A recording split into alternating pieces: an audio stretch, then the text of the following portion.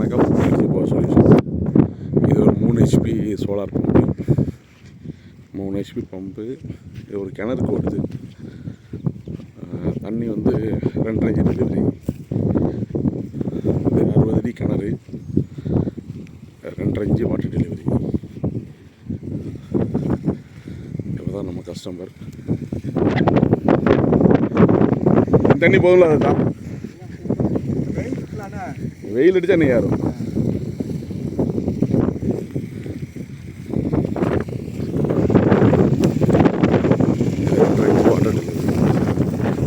solar உங்களுக்கு ஏதாவது தேவைப்படுது ஸ்க்ரீனில் இருக்க நம்பர் ஆர்ஜி